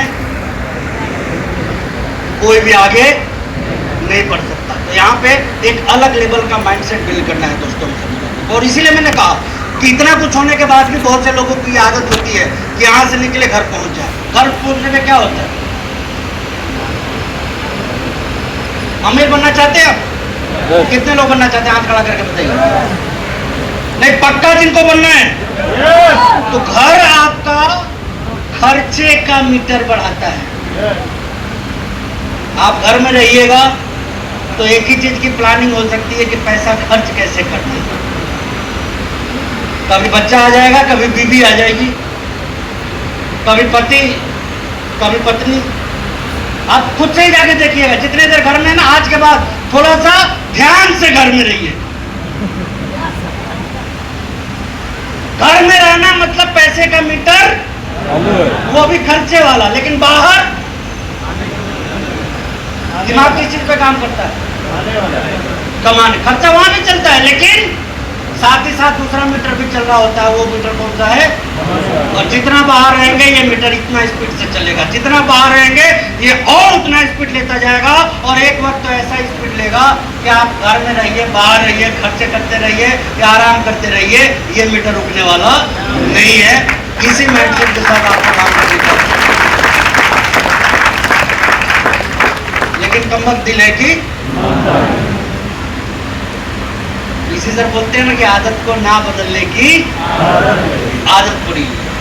और मैं आप सभी से यही कहना चाहता हूं कि हमें इन आदतों को जितना जल्दी हो सके बदलना है। और ये कैसे बदल सकते हैं? ऐसे माहौल में रहकर कामयाब लोगों के बीच रह के बदल सकते हैं।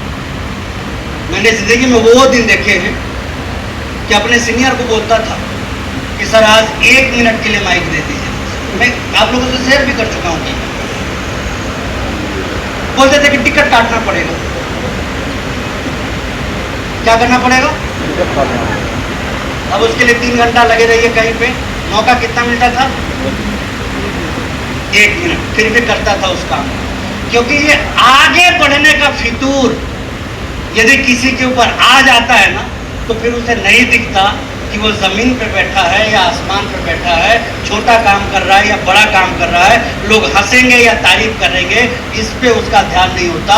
उसका ध्यान हमेशा अपने आप को साबित करने और आगे बढ़ने पे होता है। तो ये फितूर कभी भी अपने ज़िंदगी से अपने को हटाना नहीं है। और वो फितूर कौन सा है? लाइफ में आगे जाने का। तैयार हैं आप लोग इसके लिए? तैयार हैं? अब मैं आता हूँ तीसरी बात में कि आज के डेट में ये एम्पायर आपका कैसे मजबूत होता चला जाए। आरसीएम करते हुए शायद एक चीज पे आपने ध्यान ना दिया हो, वैसे बात तो हम सभी करते हैं, लेकिन दुनिया का कोई भी व्यापार है वो क्या कर रहा है, कभी आपने सोचा? जैसे अभी हमारे देश में बहुत सी कंपनियां हैं, रिलायंस है, टाटा है, बिरला है, अदानी है, खूब सारी कंपनियां हैं। कल को कोई और आएगी या नहीं आएगी? क्या ग्राहक बढ़ जाएंगे उसके लिए?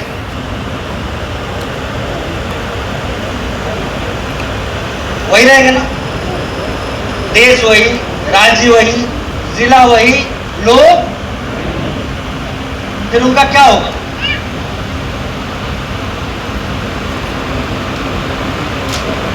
कहानी बनेगी या बिगड़ेगी? ये उस पर तय करता है।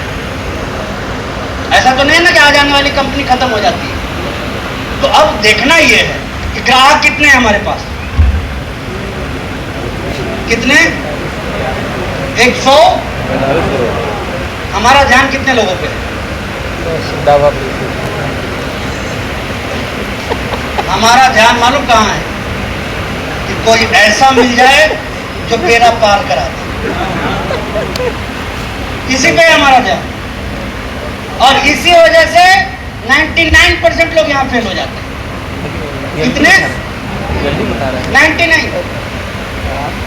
ये टारगेट ही नहीं है कि भविष्य का सुजीत कुमार सिंह जैसा स्पीकर बनना है, सफायर बनना है, बोले तो तालियों की गड़गड़ाहट पूरे हॉल में गूंज जाए। ये टारगेट ही नहीं है कि जब चले लोग एग्जाम्पल देख इनके जैसा बनना है। ये टारगेट ही नहीं है कि जब चले तो लोग गुणगान करें। ये सारी चीजें क्या है? हमने दूसरों से उम्मीद करके बिठाई रखी है कि बस कोई ऐसा मिल जाए जो मेरा, तो जब आप ही किसी का नहीं करा सकते तो आपका कौन कराएगा? अरे 10-20 लोगों का यदि डंके की चोट पे आपने कराया हो तो ये कहने का अधिकार है आप, लेकिन खुद की गाड़ी कवर में फंसी हुई है और तब ऐसी कल्पना आप कर रहे हैं, तो मुझे लगता है कि ये गब्बर सिंह वाला नाइंसाफ तो है। नहीं करना ये, खुद को बेहतर बनाना, खुद को सेलिब्रिटी बनाना, खुद को कामयाब बनाना, खुद को बड़ा अचीवर बनाना, खुद का एम्पायर बिल्ड करना है, खुद का नेटवर्क पूरे इंडिया में फैलाना है। और इसके लिए कमान किसके हाथ में होनी चाहिए? किसके हाथ में होनी चाहिए? अच्छा, ये मैटर नहीं करता आप छोटे हैं या बड़े हैं, ये सारा का सारा विषय माइंडसेट का है। किस चीज का है? माइंडसेट का। हमें क्या होना है, ये बात ये तय करता है कि आप आने वाली जिंदगी में कहां पे पहुंचने वाले हैं। तो दोस्तों, मैं एक नहीं अनेकों ऐसी चीजें आपको बताऊंगा जो कि आपको आपकी जिंदगी में बहुत ऊंचाई तक ले जा सकती है। दुर्भाग्यवश हम में से कई लोग क्या करते हैं, अपनी खुद की प्रोडक्टिविटी को कम कर देते हैं। और हमेशा जीवन में एक बात याद रखिएगा, जिस गाड़ी के शीशे पे धूल आ जावे ना, उसके ड्राइवर को चीजें स्पष्ट नहीं धुंधली दिखाई देती। आप कभी कार पे चले हो और अचानक से आंधी आवे या बारिश आवे तो विजिबिलिटी कितनी रह जाती है? कितना दूर तक का दिखाई देता है आपको? फिर आप क्या करते हैं? शीशे को साफ करते हैं, नहीं करते है या नहीं है? और शीशा साफ ना करे तो क्या होता है? रफ्तार जो है वो कम हो जाती है। बिल्कुल इसी तरीके से हम में से कोई भी व्यक्ति जब तक लगातार अपने आप को सुधारता नहीं रहता है, वो पाई हुई रफ्तार को भी खो देता है ये हमेशा लाइफ में याद रखिएगा। और इस रफ्तार को निरंतर बढ़ाते रहना है तो अपने आप को लगातार साफ करते रहिए। और उसका तरीका है खूब सारी इस इंडस्ट्री से रिलेटेड किताबें पढ़िए, ट्रेनिंगों को अटेंड करिए और तब जाके आप देखिएगा कि कितना बड़ा चमत्कार आपके अंदर हो रहा है और आपकी वजह से कितने लोगों की ज़िंदगी में बहुत बड़ा फर्क पड़ रहा है। तो मैं भी यही कहना चाहूँगा कि ऐसे लोगों की खोजने के बजाय जो आके आपका कल्याण करे, आप दूसरों का कल्याण करने वाले बनिए, फिर देखिएगा कि आपकी रफ्तार कितनी तेज है। और ये आंकड़ों के तहत मैं आपको बताऊंगा, जैसे कि एग्जांपल के तौर पे हम में से किसी एक व्यक्ति ने इस इंडस्ट्री में अपनी शुरुआत करी, राइट? बात समझ में आ रही है? बोल रहे हैं? नहीं, मैं JRC बोल सकता हूँ, नो प्रॉब्लम। अब जरा सोच के देखिए, मैंने अभी क्या एग्जांपल दिया था, कितने टेक्निकल अचीवर था?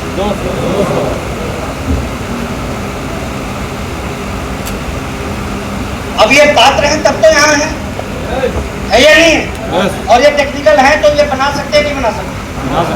बिल्कुल बनाएंगे। लेकिन जरा सोचिए, यहाँ पहुंचने से पहले मैं मेरे खुद को कंफर्ट में लेके चला जाता तो क्या होता? 12-1500 या 12-15 हज़ार या 10-20-50 हज़ार पे ही मैं घर में आराम करने लगता, तब क्या होता? क्या ये टीम बन जाती? तब भी नहीं बन पाती। और यही चीज मैं आप सभी से करना चाहता हूँ, बड़ी गंभीरता से इस इंडस्ट्री को समझने की आवश्यकता है। RCM करना कोई मजाक नहीं है। मजाक में भले ही हो जाता हो ये काम किसी का, लेकिन उस काम को हमें एग्जाम्पल नहीं मान लेना है। ये बड़ा गंभीर विषय है। आप जरा सोच के देखिए, चौवन्नी एक व्यक्ति की नहीं लगी है यहाँ, कोई दुकान आपने नहीं खोली है, कोई वेयर हाउस, कोई फैक्ट्री, कोई सामान ना लाने की आपको मेहनत करनी है, ना बनाने की आपको मेहनत करनी है। बावजूद ये प्लेटफॉर्म आपको मौका दे ना सिर्फ करोड़पति बनने का, अब तो RCM में अरबपति भी खड़े हो चुके हैं।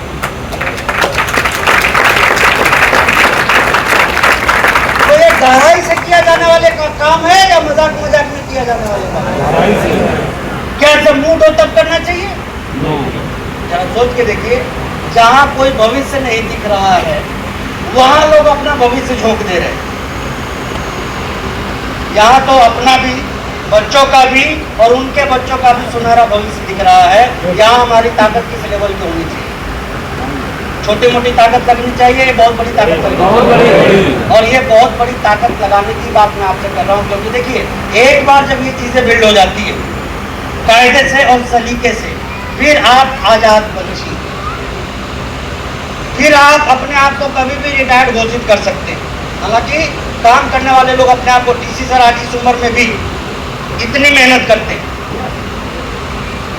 35,000 करोड़ से ज्यादा का एम्पायर है उनका। कितना से ज्यादा का एम्पायर, बावजूद देखिए कितने बजे उठ जाते हैं और कितने रात तक वो काम करते हैं। तो ऐसे में थोड़ा सा हम सभी लोगों को गंभीरता से इस विषय पे ध्यान देना चाहिए कि हमें RCM हल्के फुल्के अंदाज में करना है या फिर मजबूती के साथ करना है। ज़्यादा से ज़्यादा लोगों से मिलिए, ज़्यादा से ज़्यादा लोगों से चर्चा कीजिए।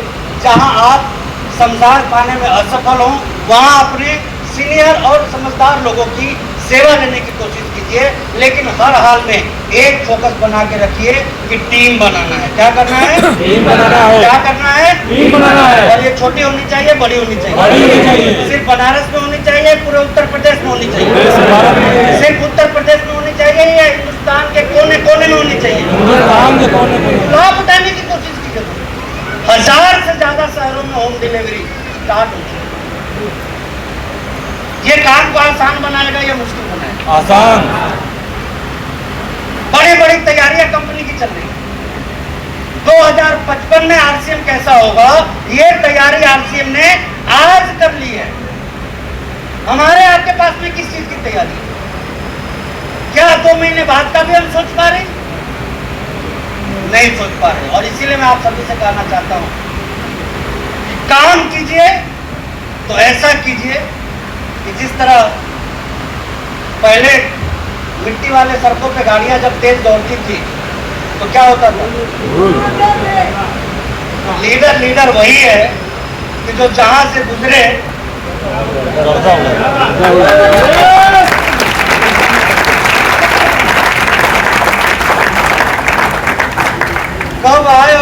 निकल गए और किसी को पता ही नहीं चला, मामला नहीं बनना।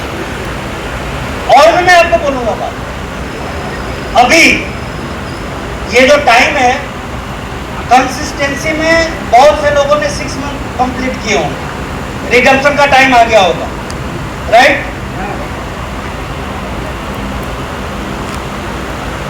आपके लोगों को कौन सा प्रोडक्ट लेना चाहिए?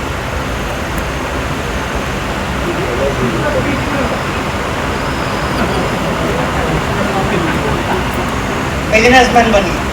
Self grooming. क्या बनना है? अपने लोगों को कपड़े दिलवाइए,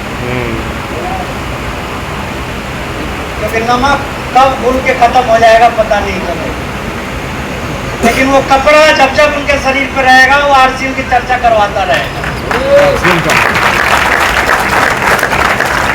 छोटी छोटी चीजें, लोगों को कुछ भी मालूम नहीं है। लकीली मेरे पास में डिपो बाजार सब कुछ है, मुझे बहुत से आइडियाज मिलते हैं यहाँ पे। लोगों को तो ये अभी गर्मी आ रही है ना, मैं देखता हूँ शरबत नहीं, मैंगो पीते हैं लोग सबसे ज्यादा। सबसे ज्यादा क्या पीते हैं? और गर्मी के लिए सबसे उपयुक्त कौन सा है? खास शरबत। लोगों को पता ही नहीं। तो ये चीज मैं आप सभी से कहना चाहता हूँ कि हमें एक एक चीज पे बारीकी से काम करना है। ये गामा ओरिजिनल कैसा प्रोडक्ट है? बहुत ही बेहतरीन। हिंदुस्तान में ऐसा कौन है जिसको इसकी जरूरत नहीं? सबको। लेकिन हम कितने के पास पहुंच रहे इसको लेकर? आधा तक तो इसलिए बिक जाता है कि जब डिमांड आती है तो हम दे दें। मैं ये नहीं कहता कि बहुत से लोग एफर्ट नहीं लगाते, लगाते हैं, लेकिन जो लगाते हैं ना वो काम भी कर जाते हैं, और जो नहीं लगाते हैं उनका कुछ भी नहीं हो पाता। ये गर्मियाँ आ गई, क्या है ये? कैसा साबुन है? बहुत अच्छा। मैं खुल के बोल रहा चाह रहा हूँ। मार्केट में डेटॉल आता है, सेवलॉन आता है, उससे कम 3 टाइम बेटर मानता हूँ इसको। अब प्राइस और वेट का मैं कैलकुलेशन नहीं करता हूँ, मैं क्वालिटी की बात कर रहा हूँ। स्किन डिजीज किसी प्रकार की हो, 3 दिन को ये लगा ले यदि रेगुलर, उतने में फर्क उसको दिखने लग जाएगा। इतना बेहतरीन ये साबुन है। क्या इतने कॉन्फिडेंस और इतनी मजबूती से इन चीजों की हम चर्चा कर पाते हैं? आज आप देखिए,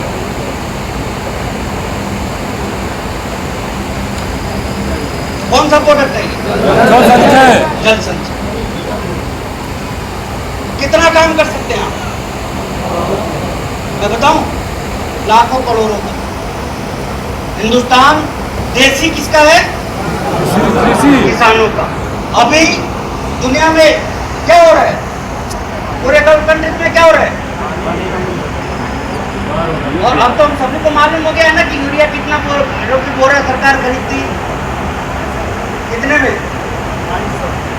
3000 रुपये में खरीदती है। देती कितने में है? लगभग 250 से 300 रुपये। परचेज कितने में करती है? करती थी, सॉरी अभी है वाला कैलकुलेशन तो अभी पता चलेगा, और वो भी मिलेगा या नहीं इसकी कोई गारंटी, क्योंकि 90% यूरिया कहाँ से आता है? ओमान से आता है, कतर से आता है। आप देखिए वहां से अभी कुछ आ रहा है, लेकिन खेती का टाइम आ गया कि नहीं आ गया? आ गया। अल नीनो आ रहा है अभी। अल नीनो समझ रहे हैं आप? मौसम वैज्ञानिकों ने पहले घोषणा कर रखी है कि इस बार मानसून में उलट पुलट हो सकता है, संभावनाओं से कम बारिश होगी। तो एक तो खाद की समस्या, दूसरा पानी की समस्या। अब उस समस्या के ऊपर यदि आप में से कोई भी व्यक्ति ने समाधान बेच दिया तो अकेला व्यक्ति लाखों करोड़ों का टर्नओवर क्रिएट कर सकता है।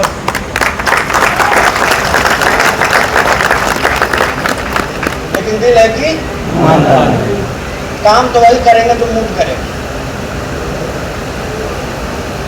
बहुत गर्मी है ना? अजीब इंसान है। कम वक्त ठंडा आ जाए तो बहुत ठंडी है, बारिश होने लगे बहुत, और गर्मी आने लगे तो अरे बिजनेसमैन इतने लग्जरी नहीं होते, और वो भी बिगिनर तो बिल्कुल भी नहीं। यानी कि जिंदगी के शुरुआती स्टेज में जो है बिजनेसमैन कभी काम चोर नहीं होते। बिजनेसमैन का तो बॉस नहीं होता है। इनको ऑर्डर कौन देता है?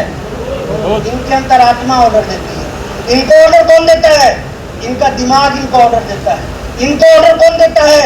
इनका गोल इनको ऑर्डर देता है। नहीं तो क्या टेम्परेचर और किस टेम्परेचर की बात कर रहे हैं, किस गर्मी की बात कर। संजय सर यहाँ बैठे हुए हैं, जैसलमेर में 50 डिग्री से ऊपर निकलता है टेम्परेचर, और जितना ऊपर से हीट होता है ना, उससे ज्यादा नीचे से, यानी कि तवे पे एक सैनिक लेटा हुआ होता है, वर्दी पहन के, जूते पहन के, हथियार के साथ, बिल्कुल मुस्तैद। कौन से शौक? क्या गर्मी उसके लिए नहीं? वो कौन सी चीज उसे उतने टेम्परेचर में काम करवा रही? जुनून। कौन सी चीज? जुनून। गूगल कर लीजिएगा, सियाचिन 21,000 फीट। कितना? 21,000 feet. -50 degree temperature, -50 degree temperature. किस ठंडे की बात आप कर रहे हैं? 8 डिग्री में बर्फ हो जाने वाली ठंडी।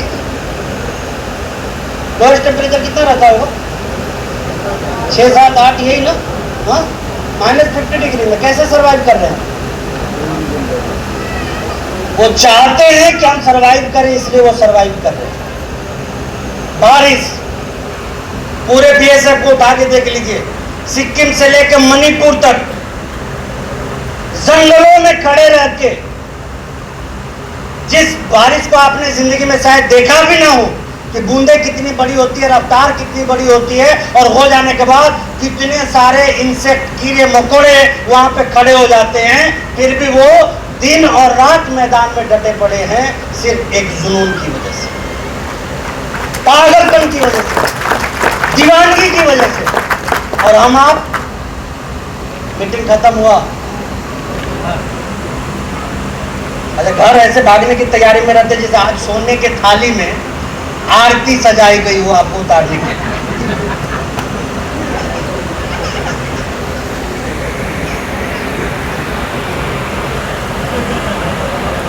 अच्छा क्या मजा है, मीटिंग से निकले, घर गए, घर में किसी ने पूछा कहाँ गए थे, मीटिंग में गए, बताने में कोई कॉन्फिडेंस, लेकिन यही यहां से निकल के तुरंत किसी को प्लान दिखाने चले गए और वहां जो रिजल्ट मिला, उसके बाद जो कॉन्फिडेंस आपके अंदर आएगा वो आपकी जिंदगी को आसान बनाएगा या मुश्किल बनाएगा। तो यही चीज मैं आपसे कहना चाहता हूं दोस्तों, संभावनाओं को देखिए, और जो लोग अभी तक प्राइम का विजिट नहीं कर पाए हैं वो जरूर जाके विजिट कीजिए, खरीदारी के लिए नहीं, ये मत सोचिएगा कि खरीदारी के लिए बोल रहा हूं, संभावनाओं के लिए कि आप कितना बड़ा काम भविष्य में कर सकते हैं, क्योंकि जो एक दिख रहा है वो कल को अनेकों दिखेगा आपको पूरे हिंदुस्तान में। बड़ी बड़ी तैयारियां कंपनी ने कर रखी है, आपकी प्रश्न क्या तैयारी है इन चीजों को लेकर, किस हिसाब से कंपनी आगे बढ़ने की सोच रखी है और उसकी रफ्तार क्या है, ये जानने समझने को लेके। तो इसीलिए मैं आपसे कहना चाहता हूं कि इस इंडस्ट्री में आपको कोई खबरदार करने हमेशा नहीं आए, आपको कोई आगे बढ़ाने के लिए हमेशा नहीं आएगा, और आपको ऐसे लोगों की जरूरत पड़ती है, ऐसे चाबू की जरूरत आपको पड़ती है, तो आप घोड़ा नहीं गधा है, ये लिख लीजिएगा। ऑटो मोड में चलना है। कैसे चलना है? Auto mode. बोले मेरे साथ, कैसे चलना है? ऑटो मोड में। कैसे चलना है? ऑटो मोड में। कैसे चलना है? ऑटो मोड में। तो बस इतना याद रखना है, जितनी भी किताबें हैं जो आपको आपके अपलाइन बताए इस इंडस्ट्री से जुड़ी हुई, वो कौन सी होगी वो आपके अपलाइन तय करेंगे, उसको पढ़ना है, समझ में आए तो भी और नहीं समझ में आए तो भी।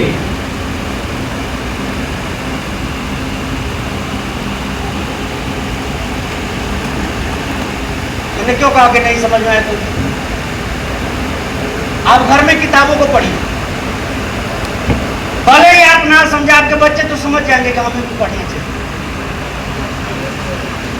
आरसीएम की किताब नहीं, उनकी आप किताब पढ़िए डाउनलाइन के साथ रह के, भले ही समझ में ना आए, डाउनलाइन क्या समझ आएगी? आप किताब पढ़िए ट्रेनों में और गलती से किसी ने छेड़ दिया तो फिर वो भी पढ़ने लगेगा। वो भी पढ़ने लगेगा का मतलब समझ रहे हैं ना? हमारी टीम में आकर आपकी टीम में शामिल हो जाएगा। तो मैं यही चीज़ कहना चाहूँगा कि 24 आवर अपने सर्विलांस को ऑन रखिए, 24 आवर। और जब जहाँ मौका मिले कुछ बड़ा करने के लिए तैयार रहिए। और घर जाने की जल्दीबाजी जीवन में कभी मत रखिए, क्योंकि घर जाने की जल्दीबाजी जीवन में उन्हीं लोगों को होती है जो जिंदगी के नाकामयाब लोग हैं। मेरी बात बुरी लग सकती है, आपको माफ़ी चाहता हूँ इस बात के लिए, लेकिन ये कटु सत्य है। भगवान ने यदि बाहर निकलने का और कुछ करने का मौका दिया है तो इसका सम्मान कीजिए और पूरी दिलेरी से जी जान से इस काम को करने के लिए तैयार हो जाइए। तो क्या तैयार हैं आप? कुछ अनोखा और बड़ा करने के लिए आप तैयार हैं? कुछ मजबूत करने के लिए आप तैयार हैं? अपने लेवल को अपग्रेड करने के लिए तैयार हैं? टीम में हजारों लोगों को लाने के लिए तैयार हैं? उनके विजन को और बड़ा करने के लिए तैयार हैं? तो बस चलते जाइए, बढ़ते जाइए और सीखते जाइए। साथ ही साथ खूब सारे मौके हैं आपके पास में। आप गुरुकुल के सेशन को अटेंड कर सकते हैं, वहाँ आप और आपकी टीम बेहतर हो सकती है। साथ ही साथ बहुत सारे लर्निंग प्लेटफॉर्म हैं सिवाय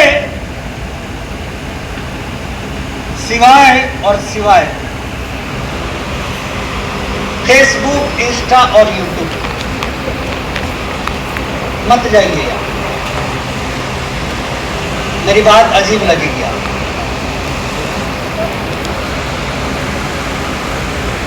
आप हैरान हो जाइए। आज एक हिंदुस्तानी जितना टाइम रील्स पे बिता रहा है ना, रील्स पे, इतना टाइम औसत दर्जे का वो काम कर ले, अगले 40 साल बाद केवल उस टाइम से वो अपना करोड़ों का घर बना सकता है।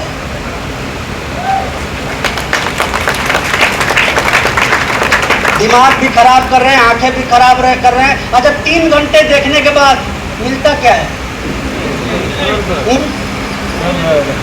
बंद कब होता है? अरे भाई, आपकी पत्नी आपसे दूर होती जा रही है, बच्चे आपसे दूर होते जा रहे हैं, समाज से आप कटते जा रहे हैं, जीवन आपका खराब होते जा रहा है। मैं तो कहूँ ना, आप देख लीजिएगा आने वाले टाइम में वापस बटन वाले मोबाइल का जमाना आने वाला है और लोग ज्यादा कीमत देकर उसको खरीदेंगे सिर्फ जीवन बचाने के लिए। तो मैं तो यही चीज कहूँगा कि ज्ञान लेना है तो फिजिकल ट्रेनिंग में लीजिए या किताबों के माध्यम से लीजिए। ये सोशल मीडिया से अपने आप को बचा के रखिए, क्योंकि हायर डिसिप्लिन लोग जो हैं, अति अनुशासित लोग जो हैं, उनके लिए ये सब चीजें हैं जो कि संभव हो नहीं पाता है। हम 1 मिनट के लिए जाते हैं और ना जाने कितने मिनट वहाँ लगा जाते हैं। और एक बहुत बेहतरीन खुशखबरी है, और वो ये एक डेट नोट कर लीजिए, 14 जून। गर्मी भी ज़्यादा रहेगी और आरसीएम की भी गर्मी पड़ने वाली है, बिकॉज उस दिन वाराणसी में आरसीएम के सुपरस्टार, आरसीएम के अमिताभ बच्चन, मुकेश कोठारी सर आ रहे हैं।